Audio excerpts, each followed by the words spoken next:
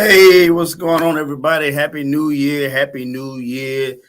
Happy New Year! Happy New Years to come. What's going on, guys? What's going on, my good family? I see right now we have a few people on. I don't see we got Cheryl Snell. Good morning, Cheryl. As always, thank you for tuning in and being a blessing to the show. Roy Washington, what's going on? Teat HD, how are you doing? I am excited, just blessed to be a part of the new year. Listen, I'm tell you what, guys. We're gonna have to, boy. New Year's and early morning interviews and stuff is yeah. Happy New Year. I don't know who all had the traditional watch night service last night, but we did at the church I played for. And then we trust. Let me see. We started service about 10:30. We got out right about 12:10, I guess. And then we trust to stand around and be talking a little bit like we ain't had nothing to do. Like we ain't had places to go or things, church service to get up because, we got church service again this morning. Don't know who all having service this morning. But listen, guys, I'm tired. Yep, I'm tired, but that's all right. We're going to enjoy this. I don't know if my microphone is being okay. Well, there you go. It's working right. Yeah, okay. It's working right. Let's see. Okay, there we go. All right. But yeah, man, listen, I'm so happy to see everybody. I just, I was telling my wife um about you know, the views for the early morning praise show. Cheryl, if you still on here, tell me, did you look for the show on TV or on the Facebook app? Because for some reason or another, it was showing that it was on, but it wasn't showing on Facebook. I had to upload it a different way at the last minute. It was showing on YouTube, but it just said we're in that number two. Yeah, man. Listen, we's gonna have to come up with something. We gonna have to Jasmine. But love, what's going on, Jasmine? Thanks for tuning in. Yeah, Cheryl says me too. Got home about 3:30 this morning and up at 6:15. Yeah. This was a rough one. Like I say, it was Francina. Thank you, Francina, for always tuning in. Happy New Year, Francina. Love you, appreciate you as always. Francina is one of my longtime supporters and friends of the show.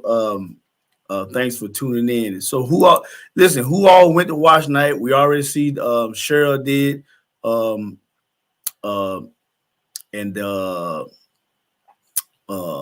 Teep did. Uh, Cheryl said, "Okay, I was watching on TV but couldn't catch it on Facebook. I saw when you shared it. Yeah, it was. I don't understand what happened. It was shared. It was. I went back to the program that I went to, and it was. I had it shared on all the platforms, but it wouldn't. It wasn't showing.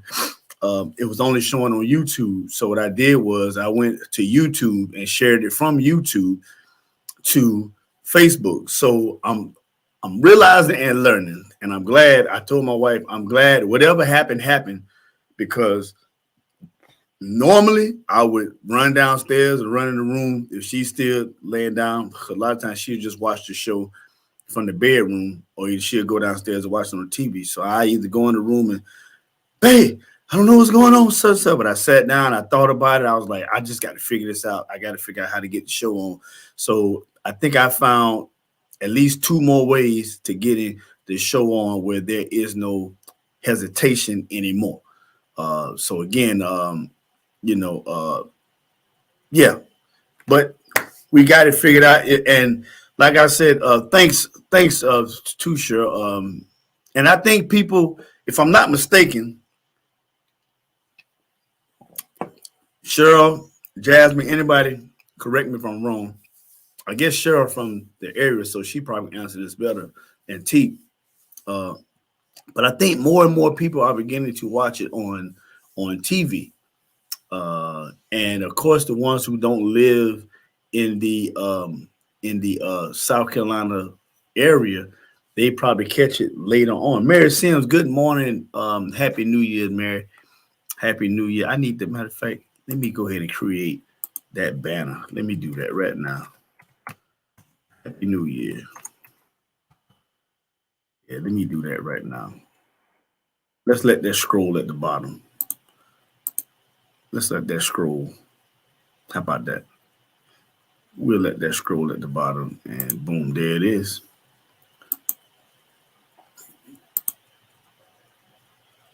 Oh, Cheryl said, okay, all right. Cheryl said TV is what we well, Cheryl, you know what? You might have answered a tall tale question that me and my wife we've been got a certain situation we've been approaching and thinking about doing some things, and to hear you blah, blah, blah, to hear you say that really um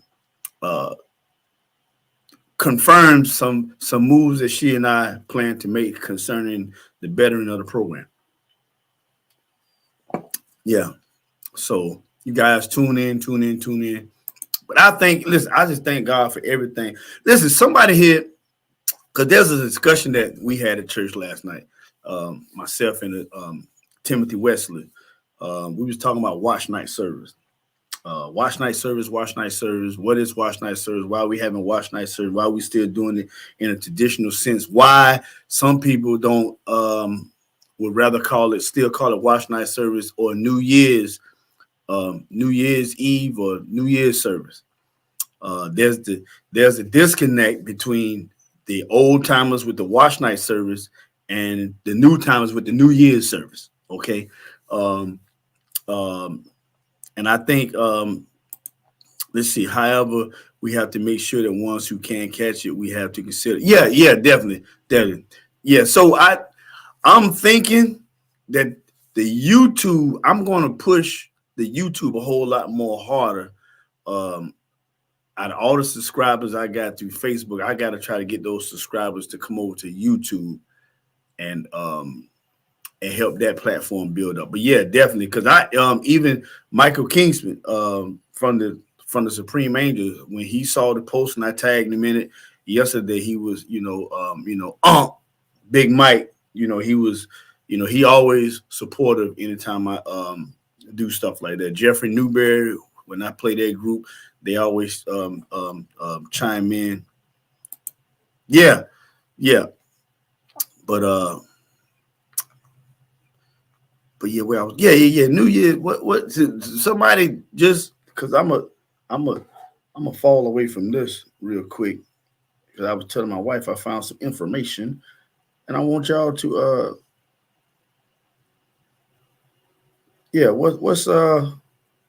what is watch night service? Do we really know what watch night service is? And when we go to watch night service, is watch night service being represented as in its form? I need somebody to answer that.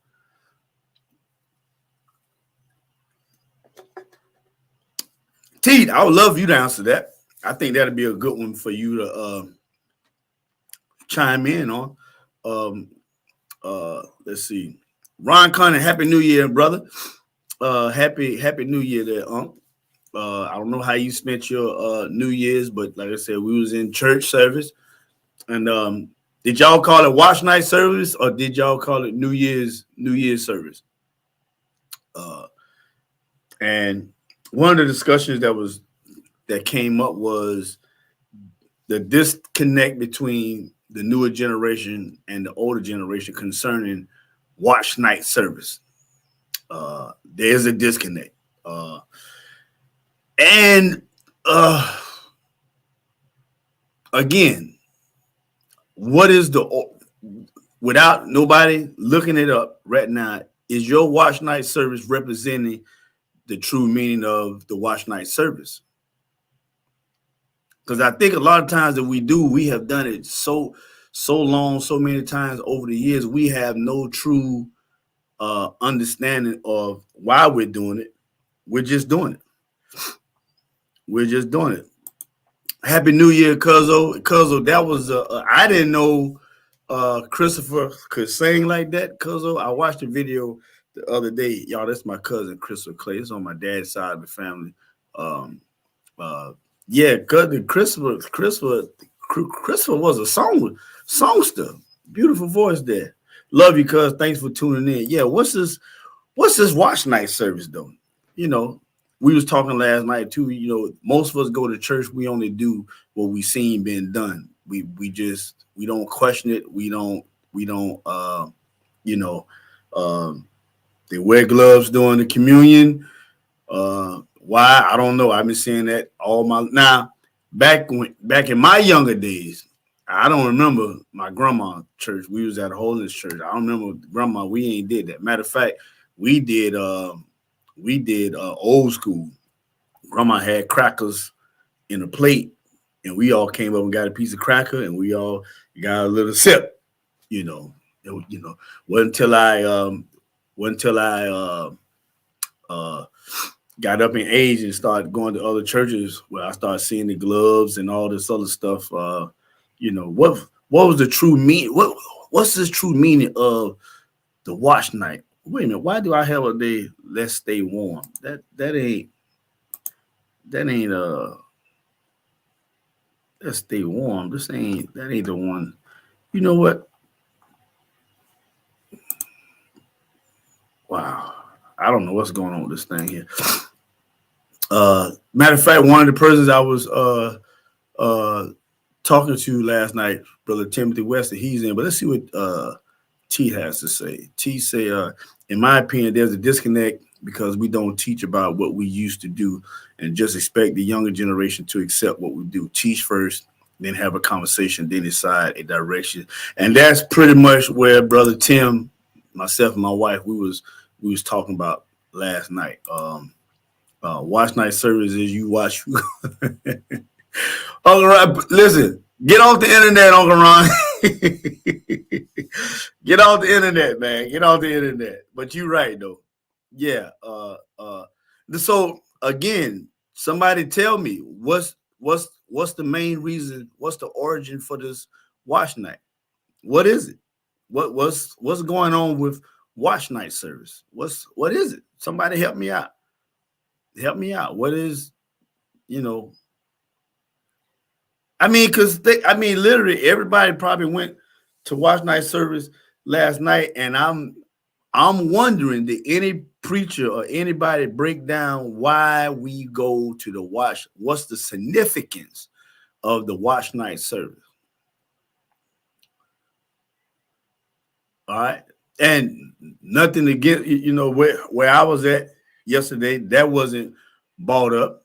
There was a New Year's message, but the origin, the understanding, and see, that's the thing. The older generation gets upset when the newer generation don't continue on the quote unquote traditions or the normal things that but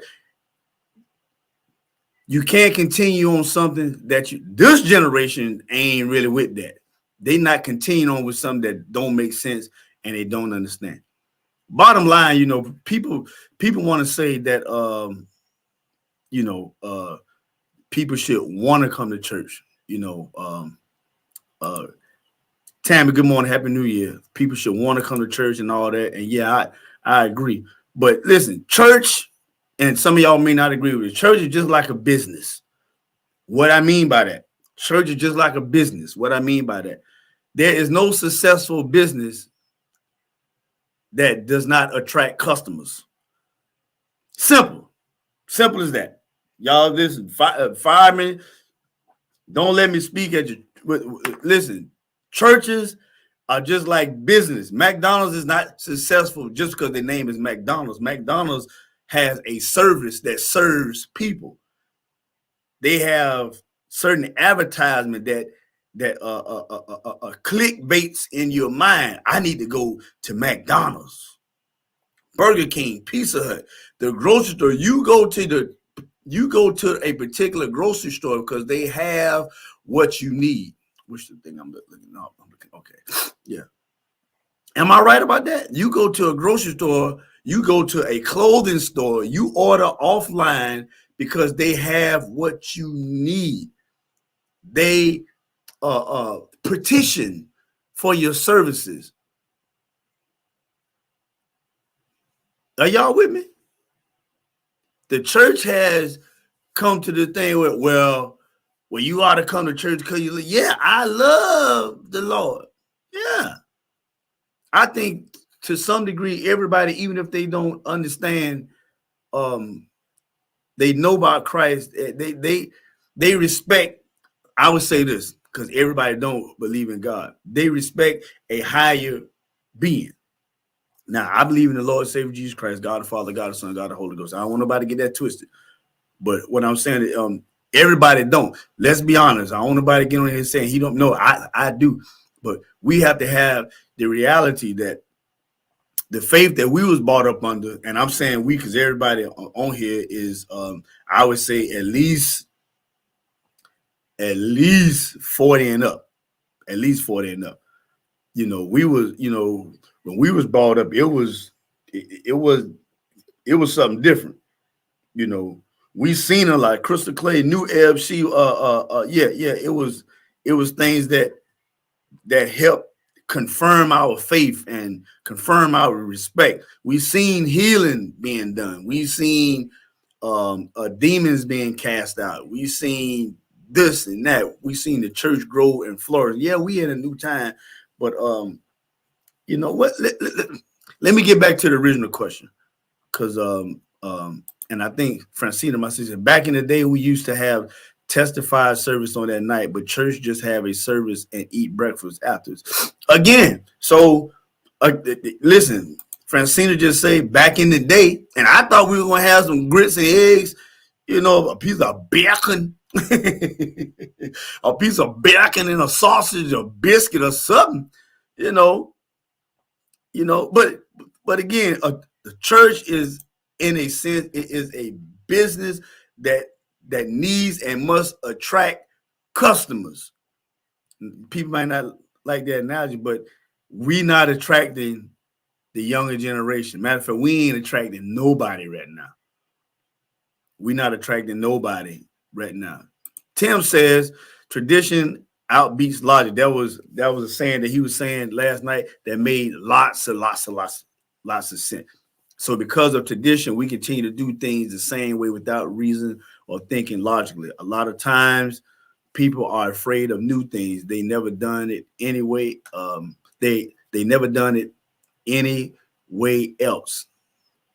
They just knew to do it the way they saw it done and continue. That's something I always harp on. A lot of people in church do what they seen. I.e., I've just done it, back again.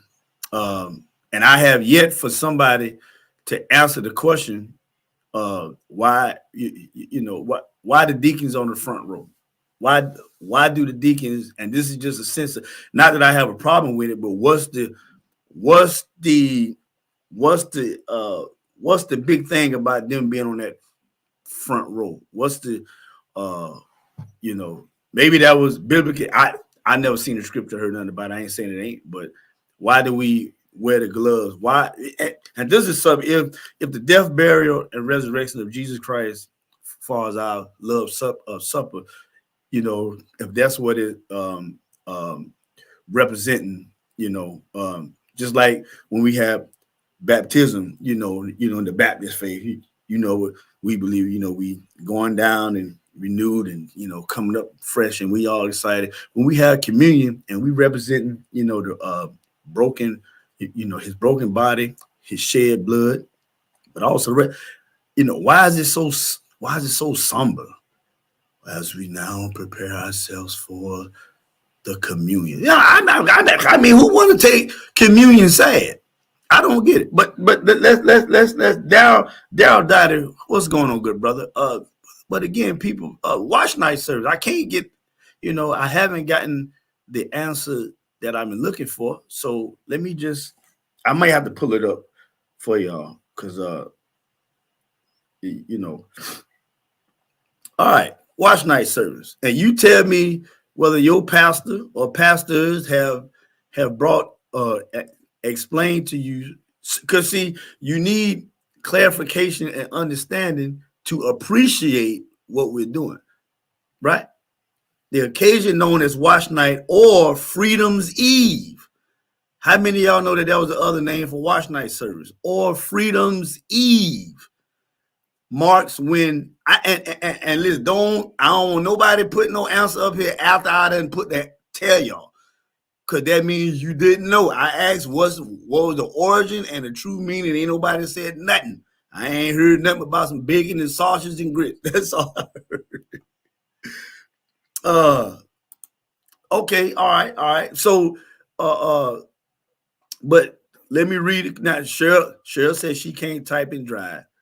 But let me see how many words Cheryl take. 1, 2, 3, 4, 5, 6, 7, 8. I gotta go back to Cheryl done type at least 20 words and she still ain't gave me one word connected to what that question I asked. Cheryl, I need the answer. But I'm gonna give y'all the answer. Now, Wash Night service, also known as Freedom's Eve, marks when African Americans across the country watched and waited for the news of freedom. Today's Wash Night is an annual New Year's Eve tradition that includes the memory of slavery and freedom, reflections on faith, and celebration of community and strength. Now, I'm just going to, because I'm going back to, we can do stuff and be way off basis of why we do it. Now, I'm just going to ask this question. Did your last night, was that the basis of anybody's sermon, or at least brought up to remind us of why we do it as Wash Night? To give us that clear understanding. Because just telling me to come to Wash Night service ain't going to work. Right? Just coming to the service just ain't going to work. Thank you, sweetheart. This episode of Todd Mickens Let's Talk podcast is brought to you by Hell Hot Coffee. Sponsorship by my wife, Trevisha Mickens. She's the only person that knows how to make coffee that is hot as hell. That's right. And it's got a little. Thanks, honey. Cheryl said I can't type like I want. I know you can't type like you want to, sir. I know. But sir, I needed a couple words or something that would have linked in. I needed a yes, my pastor did. No, my pastor didn't. Yes, I knew. No, I didn't know. Yes, I haven't heard that in a long time. Let me read on some more. There's a question. Well, what does the Bible say about Wash Night service? Well, this one is referencing Matthew 26, 38 through 42. Okay. The Wash Night service has theological significance. The biblical basis for the Wash Night service may be found in the Gospel of Matthew 26, 38 through 42. While in the Garden of Gethsemane, Jesus repeatedly admonished his disciples to watch and pray while he went nearby to pray a lament to God.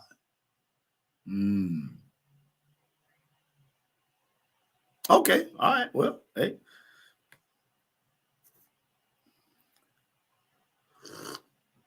Wash Night service.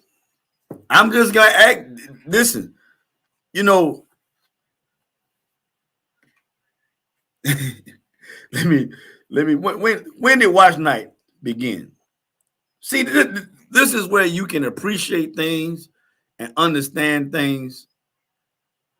Remember, church, business, company,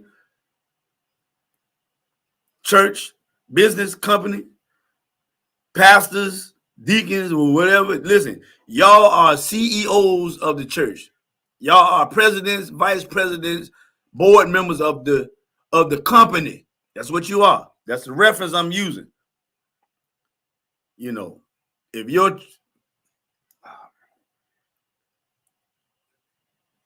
let me listen.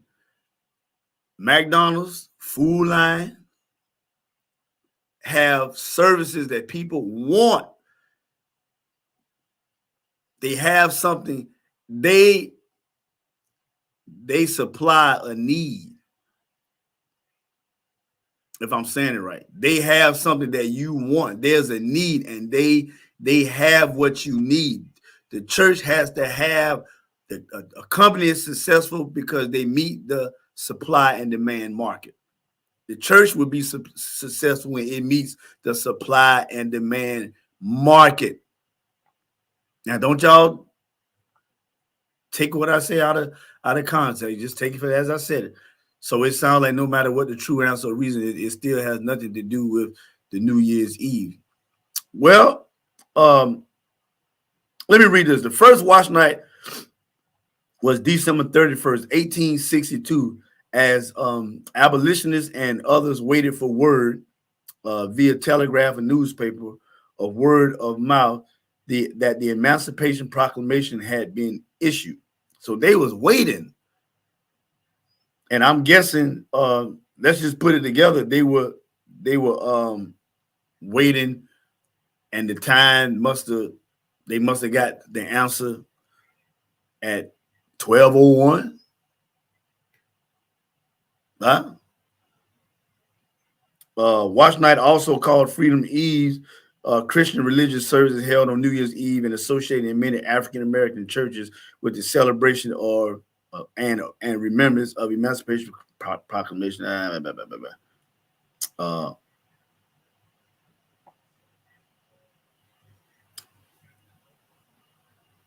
Who was affected by Watch Night? The Watch Night service can be traced back to the gatherings known as Freedom Meeting. Black slaves and free blacks came together in church and private homes. Okay, came together in church and private homes all across the nation, awaiting the news, the emancipation. So in essence, they were waiting for the good news. They were waiting for the good news. Here we go. Yes, I knew the origin of Watch Night service. However, it's been long aware that we no longer celebrate its origin purposes. Nevertheless, I still want to be in the presence of God as the New Year's. Yeah, and you know, I get that. I understand that. And just to be, I don't want to say the devil's advocate, but I want to be the person that makes everybody think, because that's a great answer. I understand, you know exactly what you're saying. However, I've been long aware that we no longer celebrate its purpose, its original purposes, and I go back to the, you know, I'm glad you said it like that, because how can we, and I'm saying we, as a follower of Christ, expect our, because let's just say, I don't even think I had this conversation with my daughter or not. I don't remember if she understands, and that's my responsibility as the head of this house, that she should know. Now, she done brought up in church all her life. I'm pretty sure she done been to a couple. I know she's been to a good many of Watch Night service, but whether she's understood the origin of it, and that's a fault of which this is a perfect example where I want people to understand that I'm not trying to find fault or point finger at anybody who did or don't understand what Watch Night is. Because like I said, I was in the same boat where I only did what I was told or what I saw. You know, I mean, let's give another example. You know, a lot of people take communion because they say we're supposed to do it once a month, first Sunday. Yeah.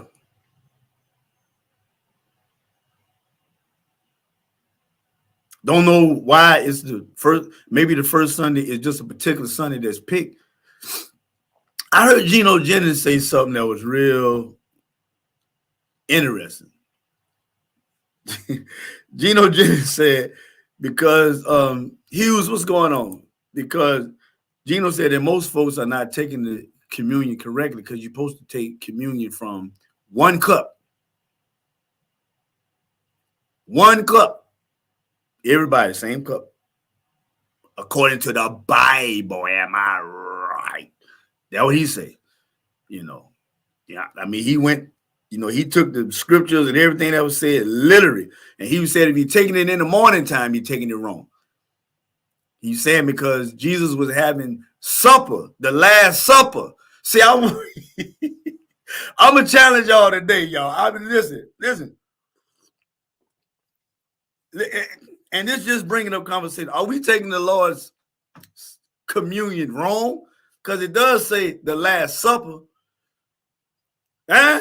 Hey, in my Geno Jennings voice, am I right? Geno said you're supposed to take it at supper time. It was the Lord's Supper. So I'm just throwing this stuff out there. Again, why we do stuff, do we understand the origins? And I feel if we're going to hold fast to traditions, not that traditions need to be slated away per se. Because see, the thing that the church is losing focus on is time changes. Now listen, Jesus doesn't change. He's the same yesterday, today, forever, blah, blah, blah, blah. The method to the message, how the message is perceived or put out, changes with time. I use this analogy a lot. Back in the day, they had to send message by birds or animals and hope the animal go to the right place. Then they start, with the mule and the camel. The camel took 40, takes so long for the camel to get there. Then they started using the donkeys and then the horses. And then it went to, first it was foot, animals, and man running from, message. Then let's just fast forward. Mail carriers, horse carriages, trains. Then all of a sudden planes, now a car. Now you can get anything you want through the internet, through the click of a button. You ain't got to go grocery shopping no more. There is a new method to getting the people what they need. In my opinion, in my humble opinion, the church is the only entity that is failing in getting the people what they need because there's nothing changing. Things are still the same. We will go into a new year at many, many churches this morning. And the only thing that has changed is the New Year's resolution because everything will be the same fake smiles, the same real smiles, the same, I don't know how many people at your church, but 15 to 20 to 30 people at your church, it's going to be the same thing because there is no substance and there is no draw. When people have programs, Cheryl Snell can attest to this. When Cheryl Snell have a program, and Cheryl, I just need you to type in yes. I ain't trying to get nobody in trouble, nothing like that. But Cheryl know who and who not to put on the program in order to draw people in. See, the church, we have got under this inclination, you ought to, yeah, listen, bump all that. Yeah, we ought to want to come to church because we love, but my place of fellowship, I should want to go there because I'm intrigued to come because you get your true praise and worship at home. You should. The church is just a communion place, right? Who want to go to the church where you ain't? See, I need some people who gonna talk to me. Am I right? There go Cheryl, right there. Cheryl say yes. I'm gonna come back to teach.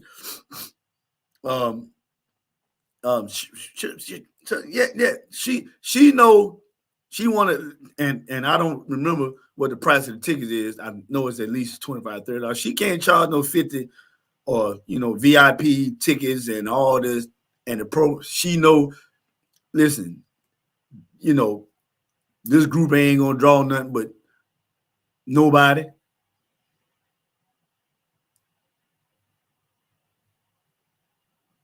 Right?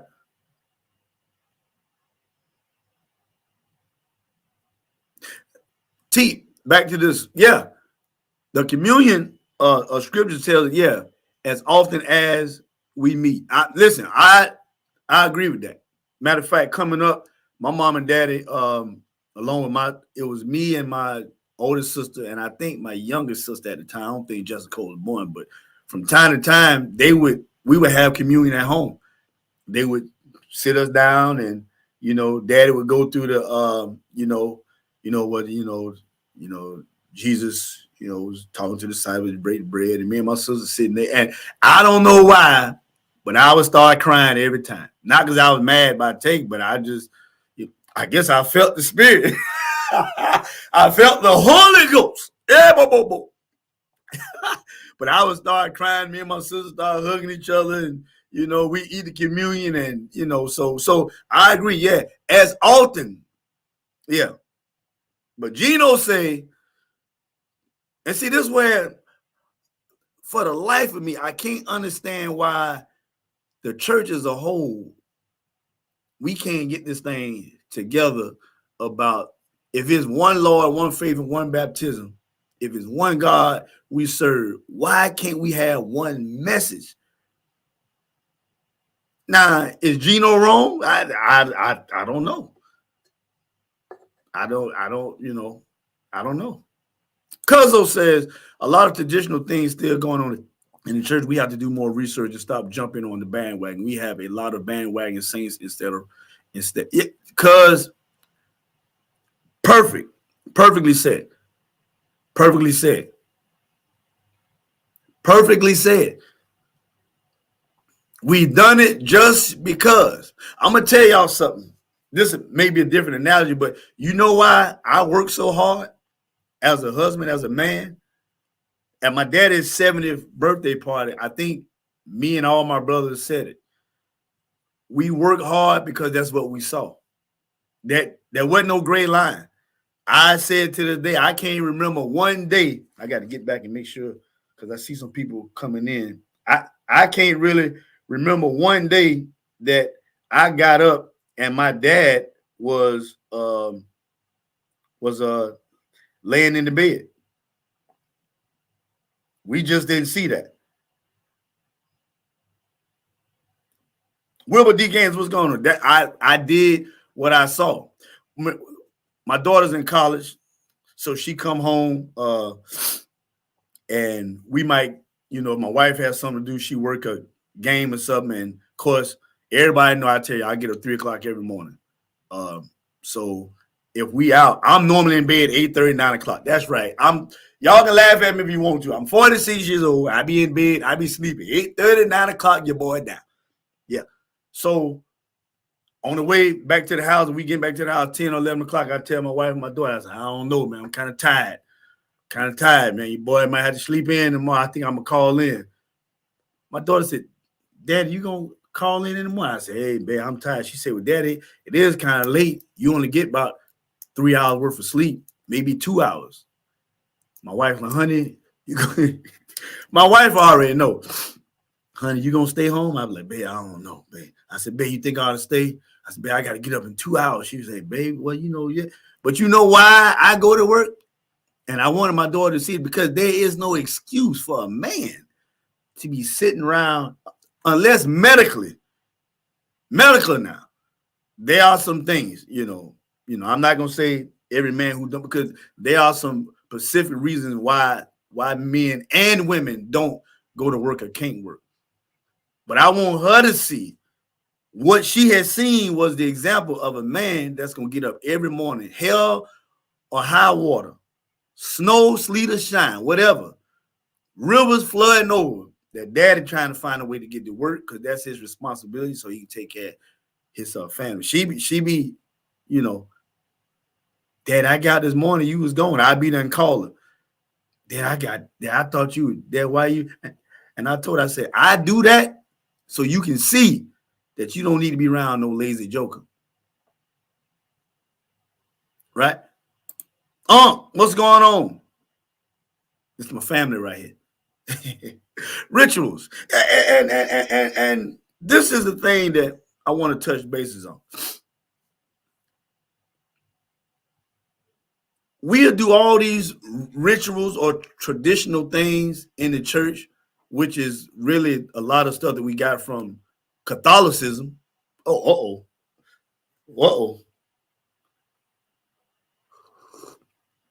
a lot of things that we got from Catholicism, but we'll throw our own heritage and history out the door. yeah. Oh, when it comes to tapping into your African heritage, we'll throw everything connected to us, to our heritage, our roots is evil, witchcraft, this and that.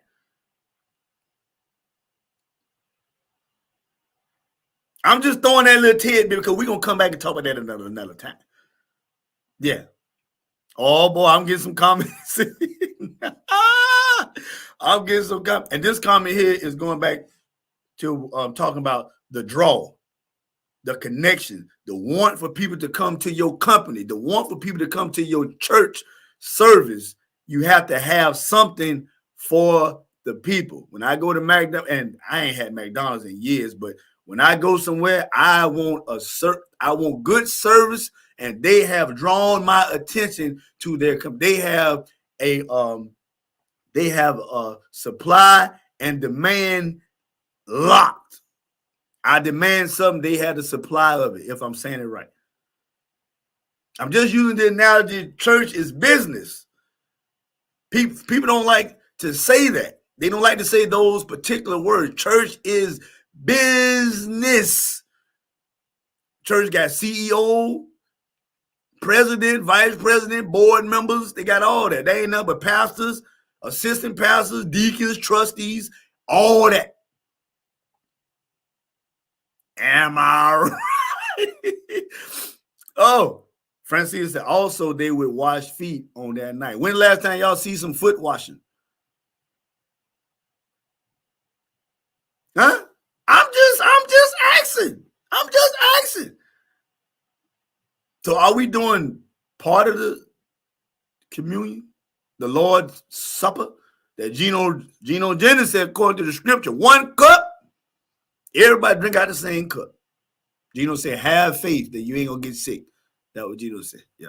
Let me keep on. Cheryl says, who remembers or had in their watch night service as growing up, they would turn the light off at 11:45, and while the preacher's preaching here, ask what time is a traditional or method. Cheryl, wait a minute now.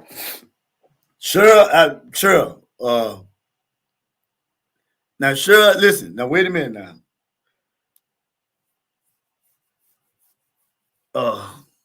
Cheryl, wait a minute now, Cheryl. Now, cuz in here now. My cousin in here. My uncle in here too. Now, I don't remember grandma turning off no lights. Now, I not maybe I was too young for that now. But I don't remember the lights getting turned off, Cheryl. But hey. But again, I like how she said, he asked what time the tradition. Now, I know the last 15 years, I know most preachers try to preach up until always, coming to that time, you go into the New Year's praying or whatever. And see, and I don't want nobody to take. I'm not saying no one is wrong or right. I'm just saying we have so many different ways but what is there a proper way? Are we missing the mark on what we're supposed to do? Or have we, because this is my reasoning, I believe, why we have so many churches anyway. Because everybody have an idea and they have come up with their own conclusion of how to do something. Now, this is where I can appreciate Gino Jennings. Gino don't go outside the box on nothing. Gino say it's Bible and that's it. Now, I think Gino need to tighten up on that. But have we substituted what's supposed to be done with what we want to be done, if I'm making sense? Oh, T got a nice long one here. Let's see. I like this right here. The Bible says also, study to show thyself approved. So as we grow in the spirit and God gives us wisdom, why don't we adhere to the teachings of God and go on to teach others what God has taught us? That is why we are still mimicking so many traditions. Great point. Great point. We don't teach what the Holy Spirit imparts in us. It's not to say that our elders was wrong, for they did what they needed to do at that time. However, when we know better, we should do better. All traditions are not. Oh, definitely. All traditions are not bad. All traditions are not bad. T, you might have to repost that last part of your as you can see on here, it's not showing up. If you can finish up that last statement, all traditions are not bad, yet certainly I don't have the rest of it. I don't think I see it on here either.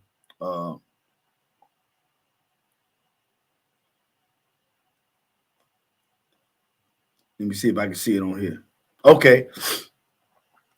All traditions are not bad, yet certainly all of them are not good.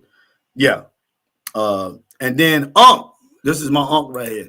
He said, afraid of the truth about us. And you know what? And I'm gonna say this. They have they literally, I don't want to say white man or whatever, but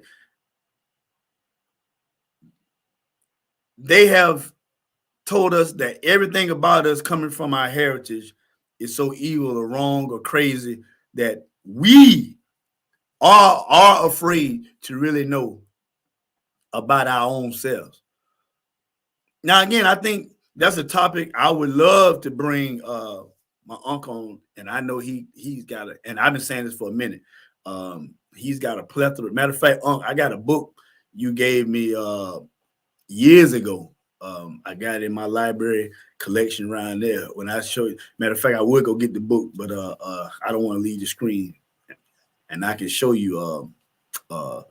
Yeah.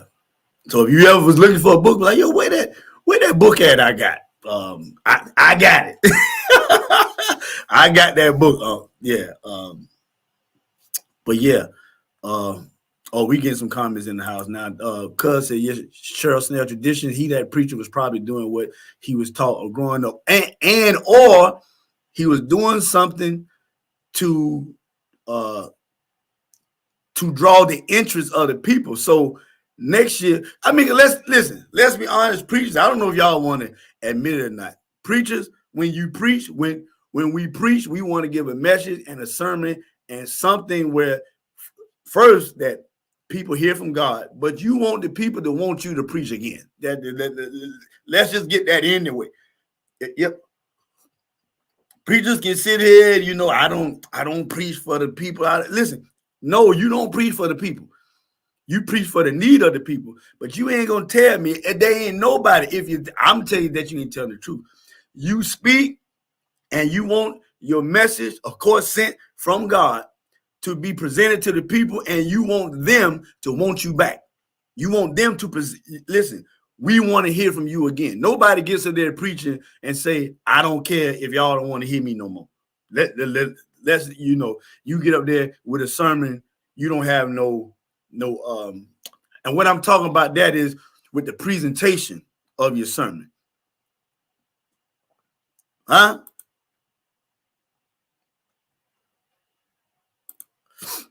Tara Porter Holmes, yes, exactly. I totally agree. Yeah. Cheryl said they turned the lights off in the church. Cheryl, you show the light bill button. Sure, you show the light bill, but you know, cause I ain't never seen a man turn to, you know, but like I said, it was probably something he did to draw the interest, you know, cause somebody, hey, you remember last year when Pastor Junebug turned the lights out, man. Matter of fact, I'm gonna tell you one watch night service sermon I remember. It was Unity Missionary Baptist Church. We was fellowshipping with Zion Pilgrim. It was our pastor, Pastor Bridges. He would preach in the old year, and Pastor Jack Wilson would preach in the new year. We had two sermons that night, and then they would switch every year.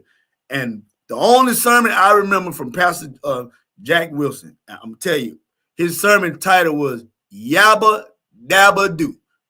That's right. Yabba Dabba Do. I mean, and he put some emphasis on that. I mean, he read something, and he was like, Yabba Dabba Do, like the Flintstones. But everybody remembered that. And you know, preachers, whether they want to admit it or not, preachers are competitive and in their own way. And I can see our pastor, he was looking like, you know, if you done preached before or you done spoke, even if you're a motivational speaker, teacher, whatever, your comrades always gonna compliment you and push you, and they go, all right, doc, I hear you. Oh, yes, sir. Oh, you got, oh yeah, you got it. That's just how preachers do. Not that it was a competition. Yeah.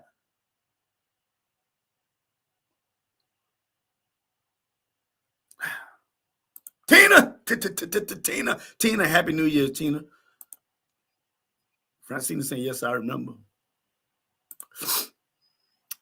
Says business, anything that needs a license from the government to operate, even our marriages. Yeah. Matter of fact, that was, you know, is that, do you have to, when and why did we did marriage certificates? And I know probably know this, but this is just a question. Was the format because is it okay? I'm asking this question, and maybe I need to look it up. Is there a biblical reference to being licensed and getting married? But maybe they started doing this so that we couldn't have several marriages, several wives, or several, you know. Now I'm just saying now, you know, I'm just asking. All traditions are not bad. Yes, so yeah, that was the end. Yeah. I saw it on the phone, but it came. Appreciate that.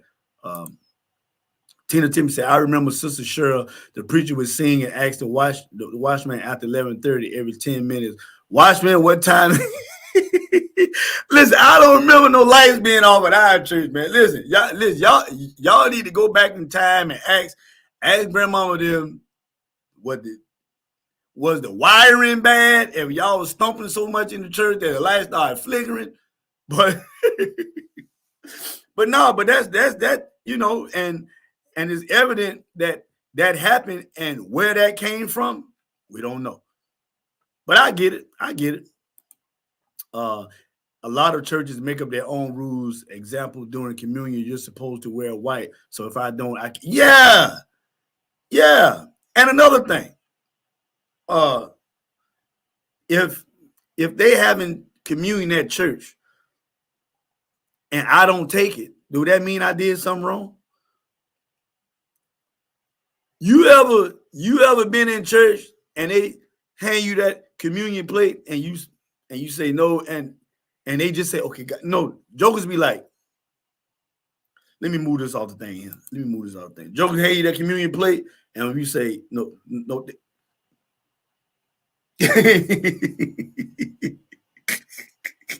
Huh?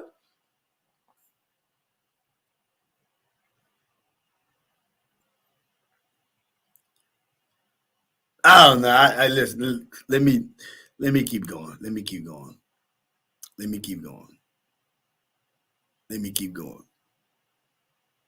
Okay, Francis, that was the tradition at some churches. This is yeah, cuz hey, lights stayed on, cuz I don't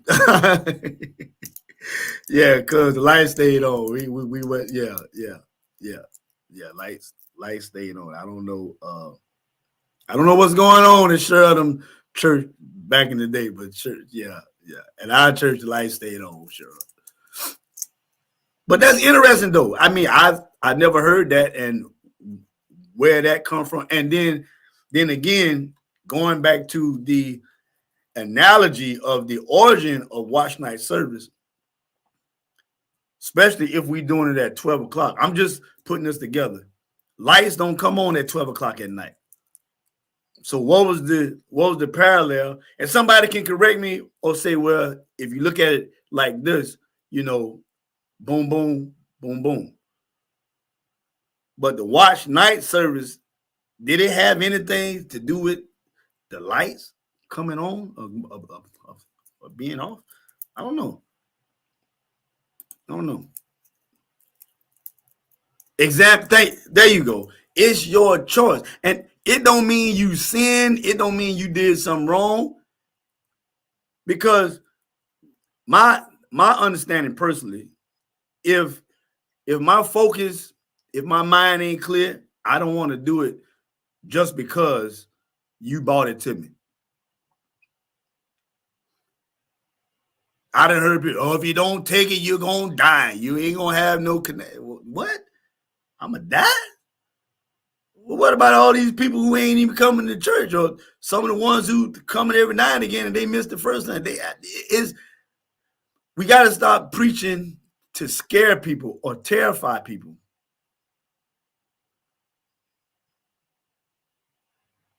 Cheryl say, and we had to get on our knees and pray while the light. Cheryl, listen, sure.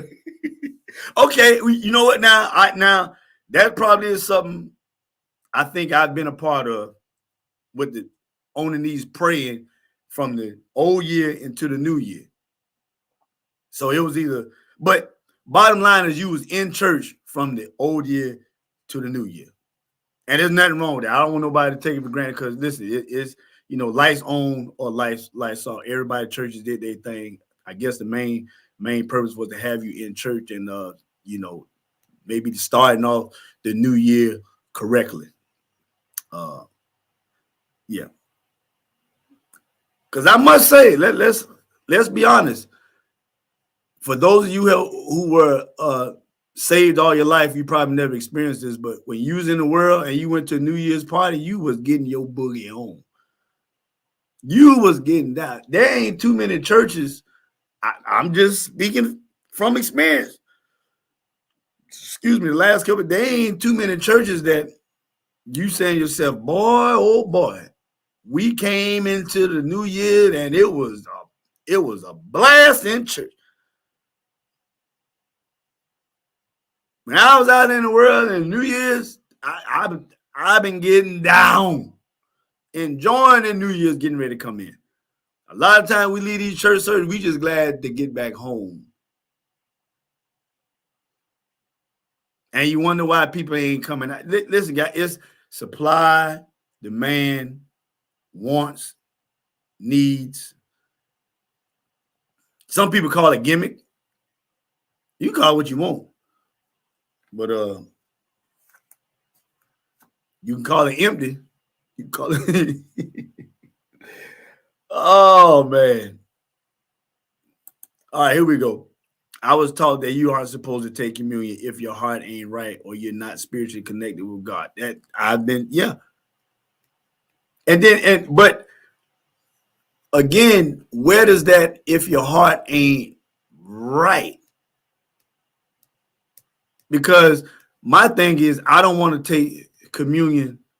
Like you say, if you're, let me read it again. I want to make sure. I want to even take that further to, if your mind, you know, I don't want to take it just because it's time to take it. Because to me, communion is not like offering. Communion is that personal relationship time. Now that's why most churches ask you, you know, they ask, you know, well, what you should do is always pray before communion, ask for forgiveness. I do that, you know, because most churches, what they do is they just pray over the bread, pray over the wine, and they say, you know, I always pray and ask for forgiveness and just clear my mind and clear my thoughts. Not saying I done something wrong. I just want to be, you know, I don't want to take it as a ritual, or I don't want to take it just because, you know, I want to understand. And you know, now people go to the Lord's Supper so quick. Oh, on this day, the Lord's Supper, you know, they broke the bread and etc. You just like, okay. All right. Let's move on. Sure, we did the same. They counted down until 12. Some churches are still doing it. Yeah. Now the countdown to 12, yeah, I just ain't never been a part of the lights being turned off. I ain't been part of those lights being turned off. I'm just being honest with y'all. I you know, maybe. Cheryl said, I'm about to head into the radio station. Free Happy New Year, everyone. Have a great day. And also, Cheryl, thank you for tuning in. Appreciate you. Jabbar said, Happy New Year. Just hopping on and listening while driving to church. Why Night Origin was birthed out of the Emancipation. Yep, I read that earlier. Emancipation Proclamation, when blacks were waiting for the word to hear their freedom when the clock at 12. It carried over into the black church as a means of thanking God for another year as a free people. So And I'm glad that you said that, Jabari. So my question is, and was at the beginning, has the origin of the watch night service been lost? Do we even still? Because my question is, when was the last? I ain't been to a watch night service in a while that's even mentioned this, you know. And going back to the original thing too, is that's why it's a disconnect from the old, because the older ones may know this, but the newer generation, they don't. I mean, think about it. Nowadays, we don't even celebrate Black History like we used to. Black History Month ain't. Matter of fact, Christmas, the preacher said last night he don't think he even heard the word Jesus too many times during Christmas season. But then that goes back to say, is Jesus really born during December? I think I know a preacher who they kind of traced the date all the way back to the month, so they say, of the birth of Christ. But yeah. It's up to you to change your focus and purpose to receive what you want from church. When I step foot in the door for watch night service or regular services, I made up my mind and heart prior to getting to church. What I'm going for is between God. Yeah, totally true. Totally true. And again, I say this in preface to, you still gonna go. Now you and the pastor got a calling. Y'all pastors of the church, so y'all have a quote unquote obligation to go there. And like I said, all that sounds good. I mean, it's perfectly worded and everything. But still, prior to getting to the church, you are going someplace that you feel you need to go. You are going to a place that you should be feeling welcome, and you're going to a place that you believe in. You're gonna have a good. I don't believe nobody wants to go to a church where they know it's gonna be hell as soon as they get in there, or they don't feel comfortable, or it's a boring, or it's a dry. I don't care how much. When I come to the door, I got with my hands lifted up, and I'm like, yeah. Now we as the leaders in the church, we had that responsibility. We had that obligation as pastors and first ladies and whatever. But as a whole, you still, even as a pastor and first lady, you still want to go to some place that's attractive. And I ain't talking about lights, ambiance, and music. I'm talking. Listen, supply and demand.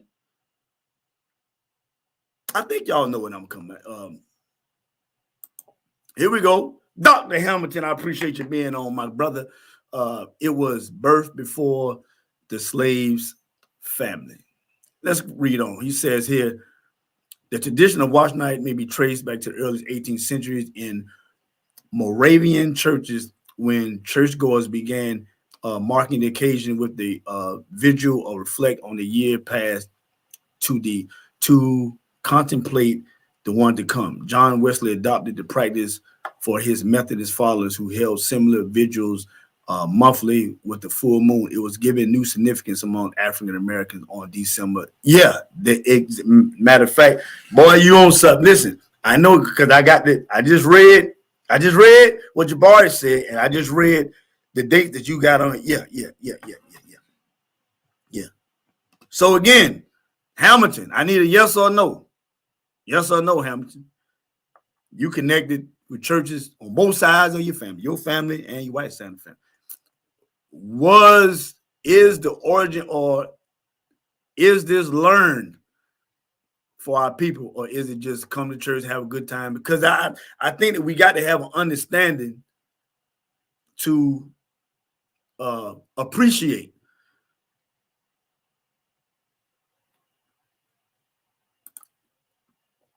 Yes, it has been lost. Some churches don't even open up, and if they do, it's not like old church. And thanks, Kimberly. And let's be honest, times have changed. And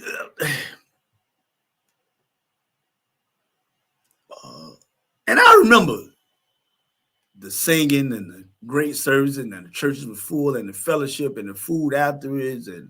But of course, COVID protocols and this has happened and that has happened. And then the first fell on a weird, well, not a weird day, but think about it. Those of us who went to watch night service last night at a watch night time, which is normally from 10 o'clock until 12, have to be back at church at 10 or 11 o'clock. Some churches 8 o'clock. So and a lot of the churches now are older people. They can't get around like you just think about it, Kim. Those folks that you're talking about back in the old day, they were your parents, your grandparents, your aunts and uncles. They were your elders. Now and your elders then probably were in their 30s and 40s. Now they're up in the 60s, 70s, 80s, and they can't get around no more. Watch night is good. Yes, I think we should be in church. That's me though. We wasn't shouting at 12. We were learning. Church people have to be disciplined. And okay, see now you the first person that I've seen that say this. We was in church learning. So, and to each his own, I guess. I mean, I guess they say, hey, we ain't gonna shout our way into the new year. We're gonna learn our way into the new year. And there's nothing wrong with that. Now I don't know what the attendance was at nobody at church last night, but was your church successful at reaching the people? Because people gonna come to your church service based on what they already know about your church service. Yeah, because I'm gonna tell you something, church. The days of old of people coming to watch night service, people come to church twice a year, watch night and Easter Sunday. Them days ain't like it used to be. Them days ain't full no more. Them days ain't full no more. So what I'm saying is people gonna come to a place where they know they're gonna get good fellowship. And listen, I don't want nobody to take this the wrong way, but if your church ain't I know somebody going, well, that ain't what it's about. Listen, good singing, good music, good preaching, good learning, good fellowship. You ain't got those things, your church probably lacking. Yep. Hamilton said the attendance was good. Hey, that's awesome. That's awesome. Karen says, I am an AME and we have always been on our knees. This year it was we've always been on our knees. This year it was virtual and right. Most of those 60. Yeah. We had a high time, but we didn't just come to shout. But yeah, I get you. That's perfectly said. Yeah. And a lot of people didn't. A lot of people didn't per se. And then and like I said, I'm not saying that nobody's particular way is right or wrong. What I am saying is, have we gotten away? Have we made sure that our because the church wants Moretta Abrams, what's going on? Thanks for tuning in. We want things to carry on as usual from year to year. Mary says, Todd, you are so right. People like to feel, people like to feel welcome. The church is not only like a business. Oh, no, it ain't no like a business. Church is a bit, y'all get mad at me if you want to, but the basis of the church is just set up like a business. Business have CEOs, churches have pastors.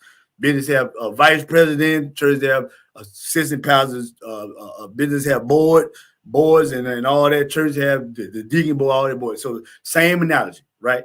But also church is like a home. Nobody wants to go to somebody's home where they don't feel welcome. It's simple. And I think the attitude of well, you ought to want to come to church just because. I think that that's a cop-out for a lot of us Christians or a lot of us leaders. Well, God woke you up this morning. Yeah, he did. Yeah, he did. But see, this generation will tell you now, and I can thank him at the house. They'll tell you that. I can thank him at the house. I thank God for it. Thank you, Father. I can thank him at the house. You want to go somewhere where you feel love. You want to go somewhere. Listen, ambiance. A lot of churches haven't changed one, and I want people to understand it's definitely not about the appearance of the church, but I'm gonna go back to the business. If you like McDonald's, you might pass a McDonald's on this side of town to go to another McDonald's because that McDonald's is cleaner, it's more presentable, it's more up to date. My wife said all the time with when we used to go to Bojangles back in the day, it was just a certain Bojangles she wouldn't even go to. I ain't going over there. Them people nasty. Y'all act like y'all don't know what I'm saying here. Huh? Y'all act like y'all don't know what I'm saying here. Y'all act like y'all ain't never went to an establishment and say, I'm not going back there because those people there are nasty. I'm gonna go to the other place where they are receptive, where they smile when they take my order. When I get my food, it's fresh and hot. Huh?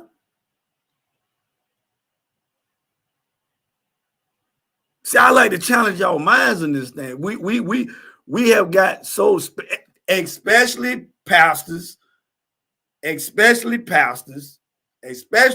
We just figured because who we are that people gonna listen.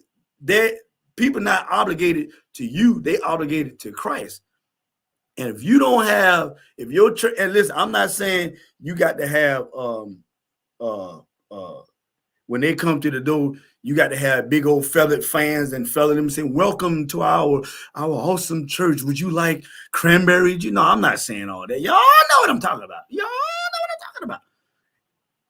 But who in here goes back to an establishment where you get bad service?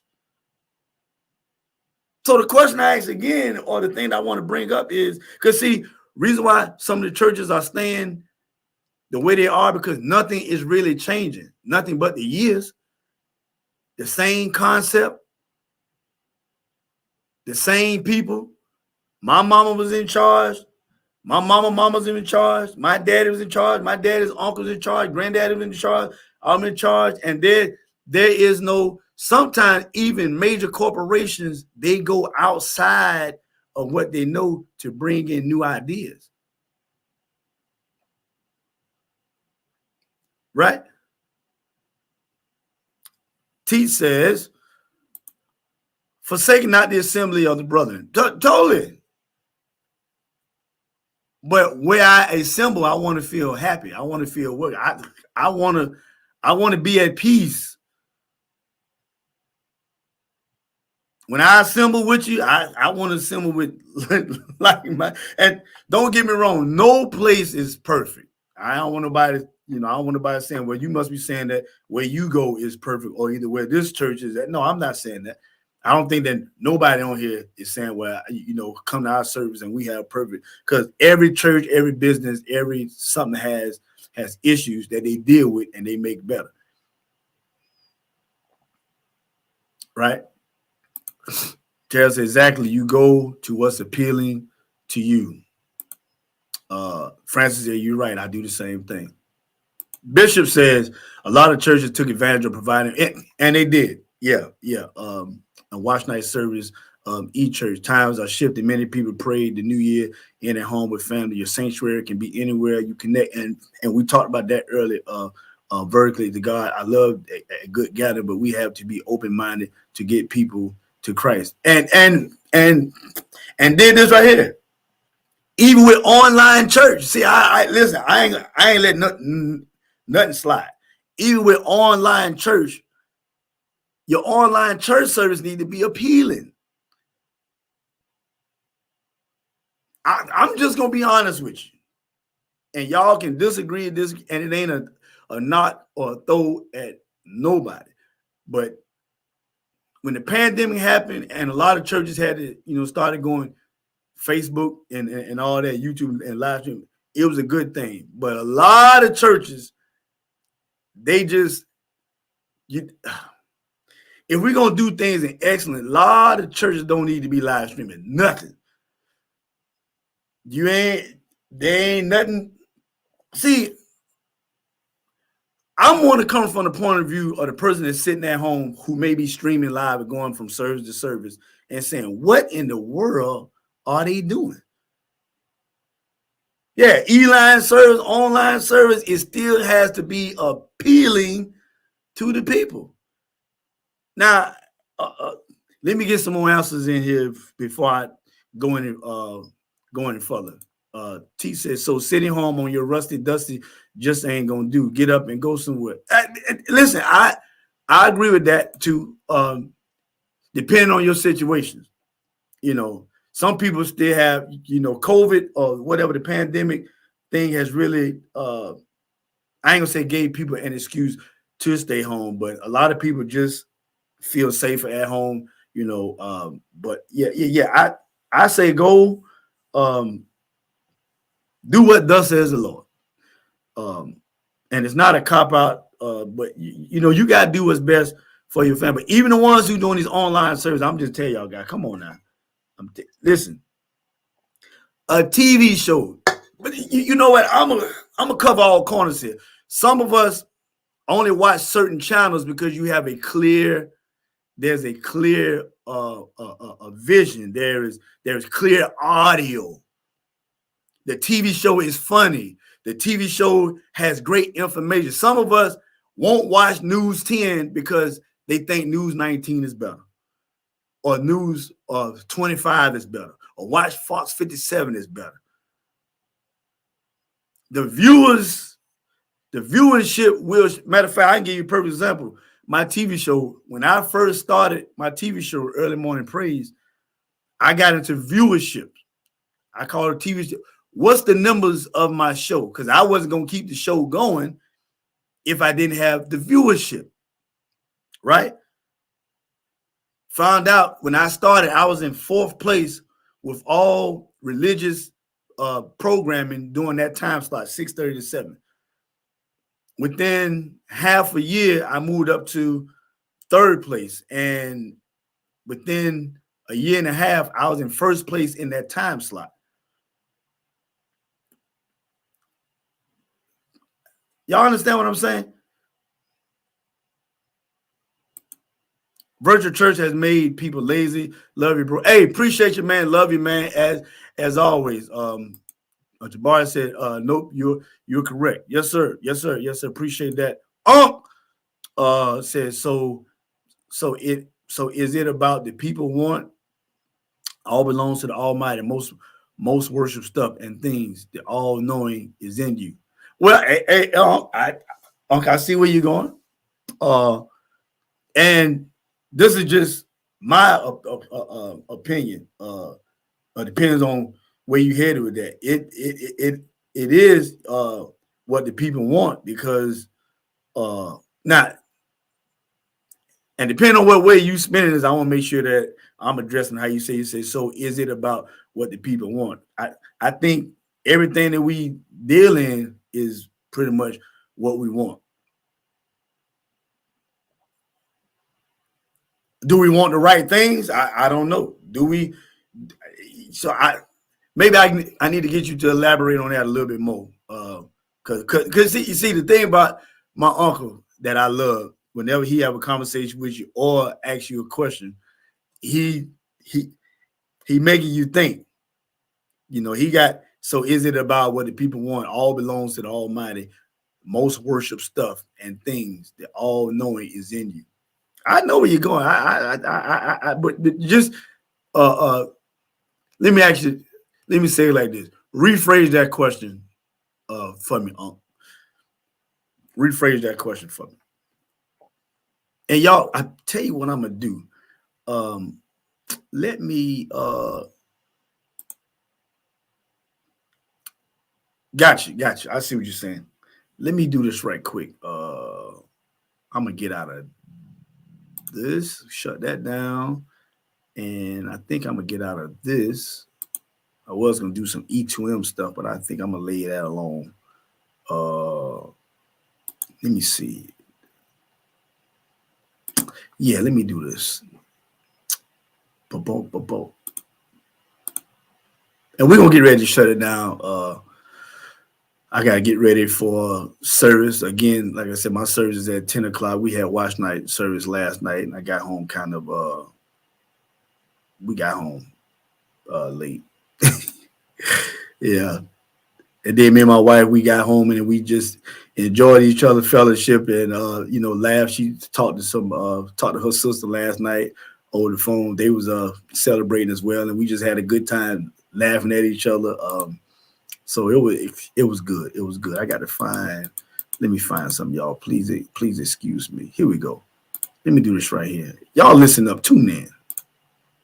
Saturday, February 25th. It's the 10th anniversary of C. Snell Productions at Brooklyn Baptist Church, 1050 Sunset Boulevard in West Columbia, featuring C.C. Williams and the Spiritual QCs, son of the late great Lee Williams. His first time here in Columbia.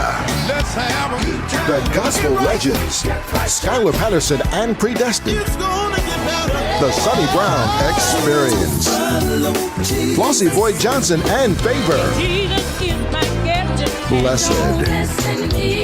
The Gospel Originals and The Harmonizing Six. Tickets are $20 in advance and $25 at the door. VIP tickets are $35. Get your tickets from Midlands PCS, New York High Style, and Bishop J.K. Jefferson. For more info, call 803-479-5489. The 10th anniversary of C. Snell Productions. Sponsored by the Shad Law Firm, Timmons Contracting Inc., Connecting Elements, and Pink Butterfly Salon. All right. Let me listen. We had some type of technical difficulty this morning where our show didn't upload properly to the Facebook Live. So some of y'all may have wondered what happened, but like I said, I thank God that I learned something coming from out of the old year into the new year, different ways of getting my content out. So I think, and I think every year we should learn and be in a higher place than we were last year. Unc says, know thyself greater in you than outside you. A lot comes into us, but what comes out of us? Unc, I love that. Yeah, I love that. That's matter of fact, I want to start that right there. I need to start that. I love that. Know thyself. Yeah, greater in you than outside you. A lot comes into us, but what comes out of that matters. Yeah. Appreciate that. I thank you. I thank you for that. And guys, I want to say this to y'all. I appreciate you all. I appreciate your love and support all the way from last year to this year, 2023. I spoke about this last night. They opened up testimony service, and I said, I thank and appreciate my wife, who is the backbone to a lot of things I got going on. I said jokingly that, well, not jokingly because she heard me say this, but the church laughed. I laughed too. That my goal is to one day be able to walk into the house and say, babe, you don't have to work no more unless you want to. Right. And, and this is the thing that I don't hear much on the other side of this. I said, but at the same time, my wife's prayer is the same thing. That she can be able to say, honey, listen, put it like this, you don't have to work that particular weight-bearing job no more. You can, because God has blessed me or her that we can make it. Not that she would just stop, because my wife's connection with education and kids, I just always believe that she'll be involved doing something. But I think, if I was able to give her that freedom where she can really pursue things that she, didn't have to worry about, y'all know what I'm saying, and vice versa, but So I say to a lot of men and women, times have changed. Women are getting awesome, great jobs. Women are beginning to make more money in the work field than men. No relationship should be based on competition as far as money or whether who make more or whatever. It's just times have changed, and but going back to what I said, I thanked her last night, and just let her know, hey, I tell people, listen, y'all see my face, y'all see my posts, but the behind the scenes working and stuff, the TV shows, and now I'm getting more independent far as like navigating through the things where I don't have to bother her. And I know it's not a bother, but I don't like I said, when the TV show didn't post properly, I had to find a way to get it on there without bothering her. And I'm learning to navigate. And like I said, we just I enjoy, I love, I appreciate her. I think this year, because I'm definitely not giving no New Year's resolution. I just think this year everyone should possibly focus on letting others know how much you appreciate them. So I want y'all to know also that I appreciate you. I thank you guys for even engaging, because back to the supply and demand, y'all don't have to tune in, y'all don't have to engage in these comments, but there is something that I'm saying, some type of your mind or your thoughts are engaged. You are enjoying this fellowship that we have for this right now, hour and 30 minutes, sometimes 2 hours. So I appreciate y'all for that. But I think we have come to a point in the show where we're going to go ahead and let it go. Again, I appreciate everybody, man. It's just, it's good to be here. It's good to be loved. It's good to love. It's good to know thyself, because greater in you than outside. A lot comes into us, but what comes out, that matters.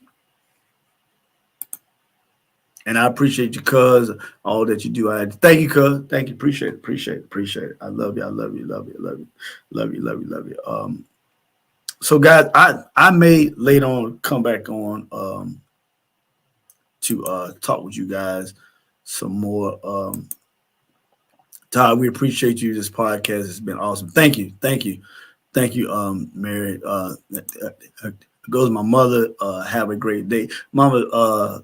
Thank you. I was telling BB what I was actually going to talk about this morning was I was going to talk about I was telling her, Shannon Goodwin, hey, how you doing? Deidre Prophet, what's going on? Because I was telling my wife about my dealings in trouble. Shannon, good to hear from you. That's a fellow Lord Richmond Diamond, a schoolmate right there. Yeah, I was telling my wife about my experiences out in the streets and doing things that was not representing of the family. And I told the particular part about when the I love you too, cuz. Yeah, appreciate it. I was telling her how New Eb She, what's going on? Thanks for tuning in. I was telling her let's just say this. When the police came to the house after I don't know if my girlfriend came to the house and said they took me in the car and they took me down the road and shot me. And Daddy had to come get me. Yeah, the girl came to the house, she panicked and said, somebody took me in the car and shot me and whatever. And she, mom called the police, but my sister called a friend of mine and they found out where I was, and and my daddy came to get me. That's all I can tell y'all. But daddy came to get me. I tell this story sometimes when I preach. Jermaine, what's going on, man? But all I can tell you, my daddy pulled up on me after my sister told him where I was, and you know, one thing I can say about Pops, Pop, I can say my Pops is Pops. You listen, Pop. To me, my daddy is he's I don't know. Some people would say gangster because what he did that day, he popped out. He popped out the van. I remember that van. We had old Dodge Caravan. And me and my homeboys, we was all around. We got together. I hadn't got in the fight, or shall I say, got beat up, jumped on, guns was pulled, all that stuff. But the reason why the young lady went to the house is because they thought I got shot and nobody knew where I was. Because I left my car at the party, blah, blah, blah. They just kind of fast forwarded. And my daddy pulled up in the yard and he said, "Todd, that's you?" I said, "Yes, sir." He said, "You all right?"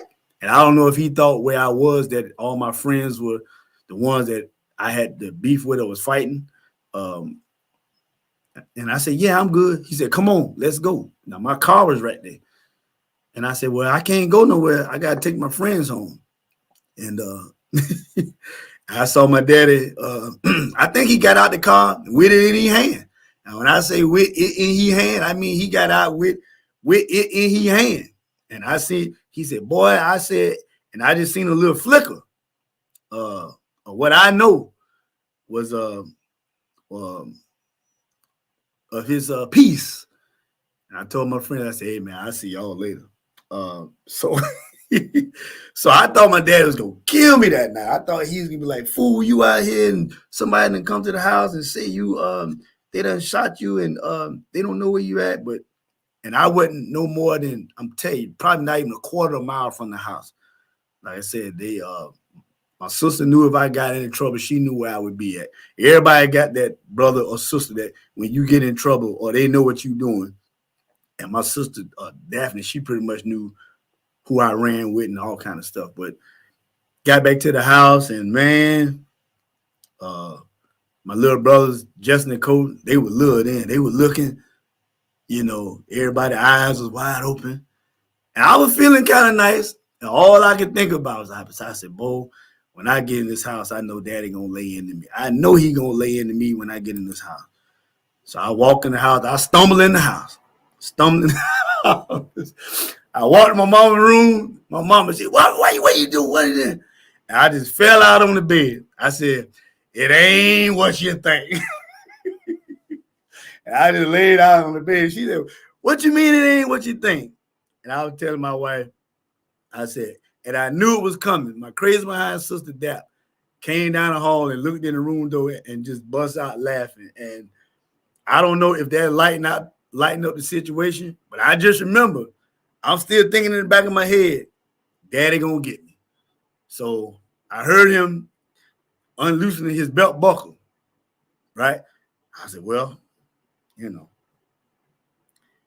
And then I remember standing up, and I remember he got in the bed, got up under the covers, and he was basically just looking like, "I'm just glad to have my boy." He didn't say nothing.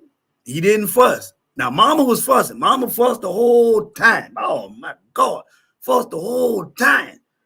He didn't say nothing, and I was confused. I was scared, but I guess he was to the point where he was like, "Hey, I went out and I got my boy home.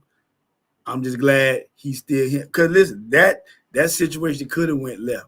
So I was saying, oh, police came to the house and they was asking me what happened. They was telling me who did it and who jumped on you, who all had guns, and I wouldn't say nothing.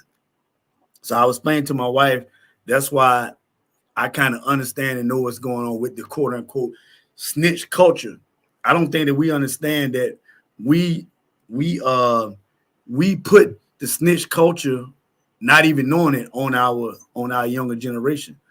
Because how many of y'all ever heard when you go tell your parents, something that happened, and they say, "Boy, go somewhere and sit down. You always telling. Stop telling so much." And that just, and like I said, now I was running with a crowd I shouldn't have been with, period. But I was in that culture of, the police asked me, "Do you know who jumped on you? Do you know?" I was like, "Yeah." They had gun, "Yeah." "What's their name?" I said, "Don't worry about it. I know who they are." you know. And I can imagine, you know, my mom and dad is saying they said, what the world is we got in our house? Who is this fella? I ain't said a word. I ain't said nothing. I ain't said who did it. I ain't said what. I just knew that we was gonna take care of it. But years down the road, those same guys gave their life to Christ. We met up a couple times at a church, not expectantly, but we, you know, just kind of looked at each other and just kind of laughed like, man, what was we doing back then?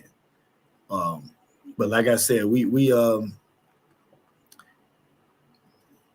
you never know what someone's past or history consists of. You know, a lot of us walk around with the smiles on our faces, and a lot of us don't look like what we've been through. I know totally I could have lost my life that day. I was telling my wife about a couple of things I was involved in that, you know, that some of my friends got locked up over, and because of that prior event that happened, I just kind of laid low and I didn't hang out as much. But weeks later, those friends end up getting in trouble and end up, you know, dealing in some hard time in jail. But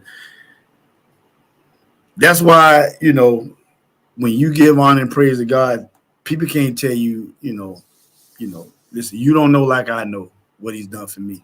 He's been good, awesome. I thank him.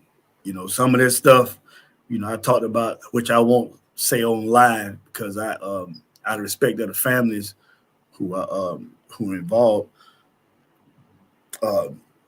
And I see some of them to this day. And but I thank God that my mom and dad didn't have to come identify me because of over some stupid foolishness that I was involved of. And I say that to say this, y'all don't take it for granted or think you know your kids. I know my mom and dad didn't know what I was involved in. I was involved in some foolery. Yeah, I know they ain't had a clue of what I was involved in. My wife last night, she was like, honey, you serious? I was like, yeah, I did. I did this and I did that. I was involved in this. Because see, when we watch stories on TV, her and my daughter, you know, I'd be like, yeah, I remember back in the day. And they look at each other like, but I had to, you know, I had to break it down to her like, yeah, man, I you know, and I don't say things like that to glorify what I did. But it's just, matter of fact, I had an uncle one time. I told a testimony during when I had my group, and I was testifying while I was singing, and I was telling them, yeah, I used to sell drugs. I used to call women out their name. I was blah blah blah, and I was just kind of expressing myself. My uncle, something with, I believe you. You know, you saying that. I don't believe you did all that stuff. You know, I believe you. You know, you just embarrassing your mom and dad. I was like, well, you know, and it wasn't a story that they hadn't heard before. And while I was telling the story, you know, my mama was in the audience throwing her hands up, praising God. My daddy was praising God, and people was like, oh man, thank the Lord that, you know, because I wanted people to see, you know, look where he bought me from. But him and himself, you know, telling me, I don't believe that what you said here, because I don't believe he sold drugs. I believe it. And I, you know, that's why I came up with the concept. My testimony ain't, you know, particularly for you. My testimony was for me. Whether you believe it, that's up to you. You know. But yeah, I like that strength in our family. Yeah, like I said, that's why I know that there ain't nothing I can be in need of or no trouble I be in that my daddy won't come to my rescue or anybody in the family. And that's where I feel with my own family. And that's what every man should feel. You know, listen, I feel like if you ain't willing to give it all up in order to protect your family, then, you know, Shamika Heron, what's going on? That's just what it is. I'm, you know, my wife know, you know, I put some on you about him. I just playing, y'all. I mean, but you know, that's a, and like I said, I'm just going back, you know, thinking about all the crazy stuff I've done, and my mom and daddy had no clue. So that's why nothing surprises me with the generation of that I see. Nothing surprises me, and nothing has or is happening. But you know, hey, I got kids. Me and my wife say all the time, you know, we think our children, people in general, kids think that we wasn't their age and we didn't think how they think. You know, yeah, we done been there. You know, so but I thank God that my son and daughter they great kids. My mom used to say all the time, I thank God for my children. They ain't never really got no real trouble. She said all the time, they ain't never got no real. They all good. You know, a parent say that about their child now.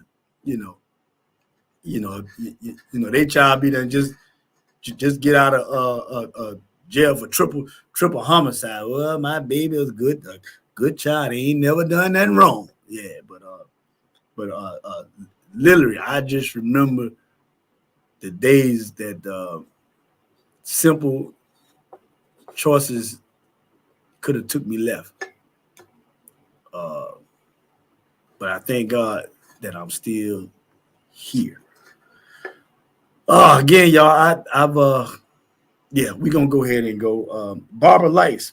You know, every time I get ready to shut it down, I see somebody else tuning in. But I just thank y'all again for joining the Todd Mix Let's Talk About It podcast. I tell you what, since y'all keep on chiming in, if you would like to be a blessing to the show, be a blessing to the program, if you enjoy what we have, if you enjoy the conversation, hey, be a blessing. $ Early Morning Praise.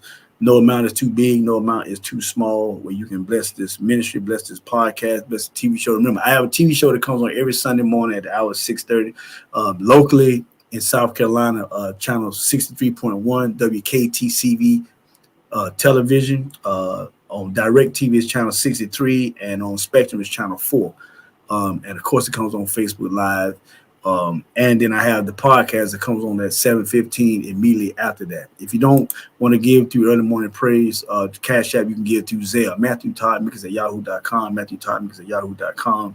And as well, for those who like to give by mail, like I have a few that does, you can contact me personally, and I can give you an address. I had to situation with the post office box, and until I get that situation resolved, I will not be using that post office box anymore at this particular time. But again, $ Early Morning Praise, Zelle. That's enough of that. I appreciate y'all, man. I love y'all. Did y'all enjoy the show? Did we get some enjoyment out of the show? I would love to see y'all responsive. Barbara likes. Yeah. And like I said, I may come back later on today because I am a part of a fitness program called E2M. We have signups, and I like to present information to my people that's going to help. It's an awesome fitness program that is total body fitness. No matter how old you are, no matter how young you are, no matter what your fitness level is, this program is for you. They have seated workouts. I said just as I am sitting down right now, they have seated workouts where, okay, if you're 90 years old, you don't even have to have. You can use water bottles to work out. But they have an awesome nutrition plan. We have mental health coaches on staff 24/7. We have 24/7 access to the program through Facebook, of course. We have Pilates, we have Zumba, we have spin bike, we have treadmill class, we have step aerobics. We have stretching classes. We have a mental health coach who comes on and talk to you. And matter of fact, let me put that in the chat. Let me put that in the chat so y'all can, because I want y'all to. Matter of fact, I'll just do this here. Let me do this, and hopefully it'll.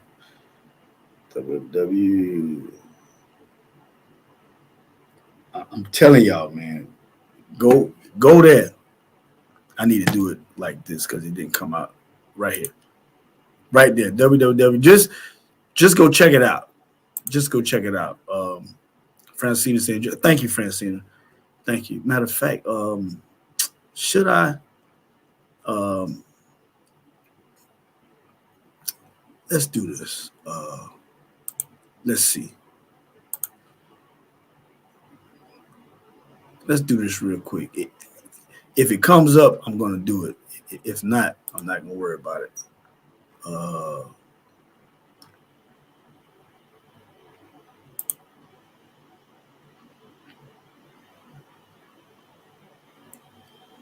right. I'm going to share this with y'all, and then I'm going to go. All right. I'm going to share this with y'all, and then I'm going to go. Because I got to get ready for church. Right. Can y'all see this?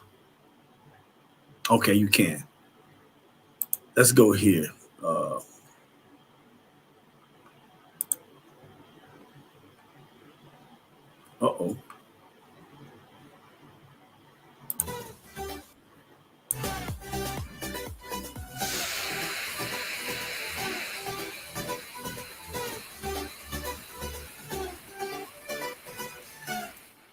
Hey, first of all, thank you guys for tuning in and checking out our YouTube page.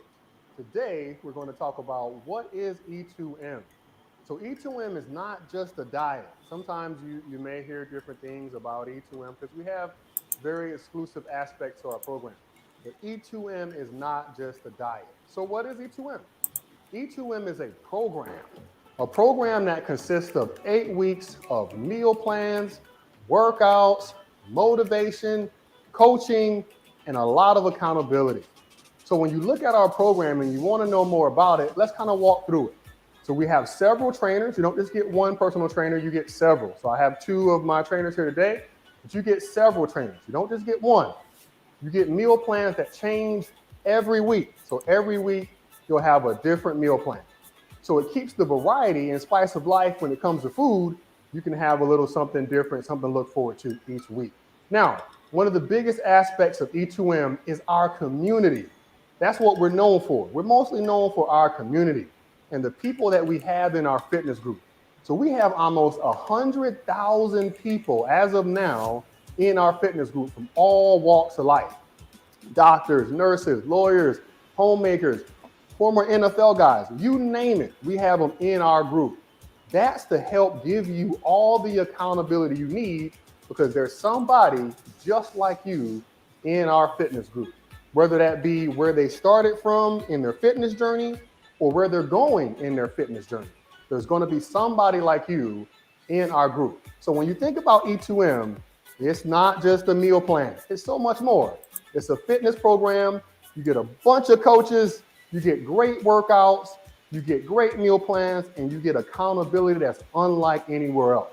So if you're looking for a program that's going to help you meet your fitness goals, if you struggled, if you had a hard time, E2M is the place for you. We wouldn't have 100,000 clients if it wasn't a good place to be. Hope to see you soon. All right. So about E2M, like I said, just go to the website. And now, these are all the things that the E2M program has for us, okay? Weekly workout plans, weekly meal plans, circuit workouts, gym workouts, seated workouts, glute workouts, that's for the butt, Zumba workouts, that's little dancing, cardio, kickboxing, HIIT workouts, step aerobics, spin classes, yoga classes, Pilates, mental fitness coaches. Live workouts can be done at home or at the gym, or you can replay we have a registered dietitian on program. We have 24/7 access to the program. We have live cooking and more. We are always working. This is the these are the coaches. This is Jeff Spoon. Impeccable program. Impeccable program. These are our coaches, Whitney, Mandy, and Alicia. If y'all have seen the show, I have interviewed them separately. Two of them this week. They are awesome young ladies. They are awesome coaches, and they help get you through the program. We have Brad. He does a spin and hit workouts. We got Coach Jamie, Coach Nicole. Just go through this thing and just look, guys, because I got to go. We have the Zumba coaches. We have our chef. We have a dietitian. We have another chef. Guys, just listen. Director of physical therapy, senior director. We got it. We got the lactation expert, postpartum exercise specialist. Y'all females know what that means. Y'all know what that means. Yeah. And director of communications, my brother Dwayne Atkinson, and director of accounts. Listen, guys, whatever you need through this program, whatever help you need, you can get through this program. You will get through this program. Go check it out. Let me get back to here. So, guys, that's it. I gotta go. I love y'all. Listen, y'all. www.e2mfitness.com. I will see y'all later. If you have any question about the E2M program, hit me up in my inbox and I can help walk you through the program. Guys, listen, I love y'all. And I'm going to, I was about to do something else, but let me get on up out of here so I can get it ready for church. Y'all be good.